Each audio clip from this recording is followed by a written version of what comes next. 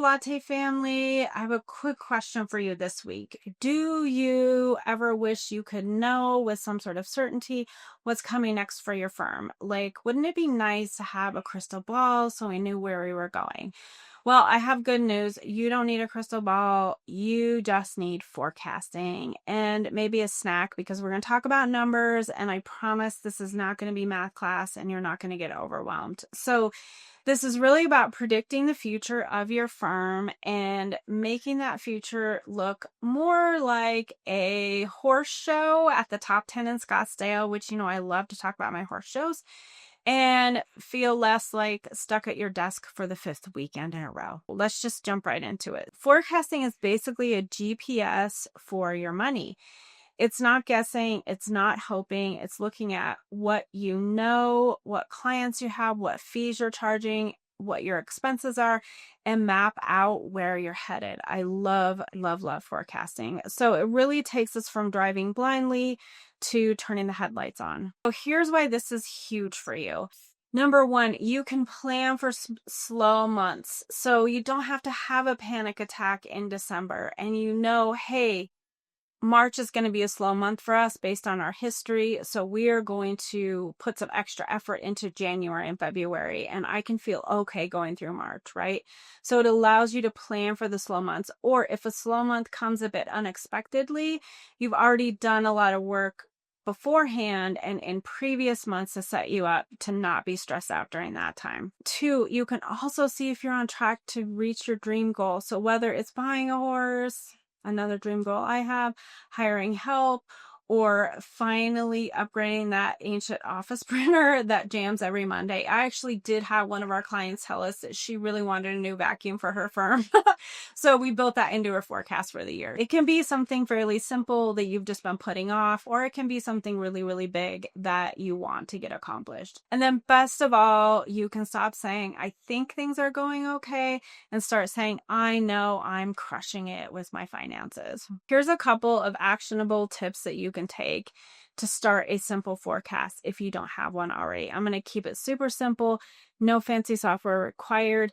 You can do this on a piece of scratch paper on your desk today.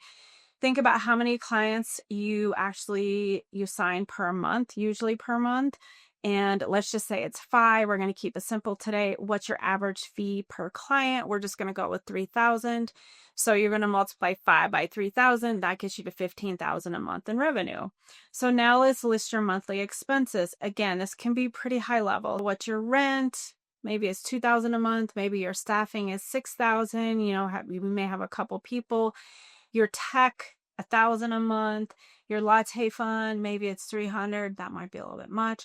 So our total expenses are $9,300 per month. We're going to subtract that expenses from our revenue. That gets us to $5,700 a month. Now you have to think about, is $5,700 a month enough to reach your profit goals, pay taxes, and then pay you, because we did not have anything for you in that number. If the answer is yes, after you go through all of this on your own piece of paper, then great, you're in a really good place. And I love to think about the data doesn't lie. And the data also gives us, most of the time, a huge level of security because we know what the data says, right? So we've looked at the numbers, we feel great about it.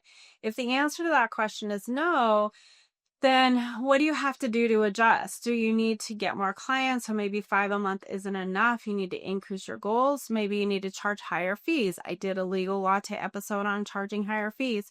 Or maybe your expenses are a little bit high. Where can you trim back? Maybe instead of 1 latte every day, you go to 1 every other day. This is really where the magic of forecasting happens, is we can make these adjustments proactively and feel really good about them. Let's talk about a real life example. One of my favorite law firm owners, we're going to call her Sarah. She did the same thing. We went through this process, and she realized she needed to make an extra $4,000 a month to afford both her personal goals, so she wanted to pay off some of her loans, and she wanted to take an extra day off a week. We mapped it out, and what we decided is she needed 2 more clients a month. She clearly knew that I need to go from this X number of clients to this number to get to my financial goal that I have.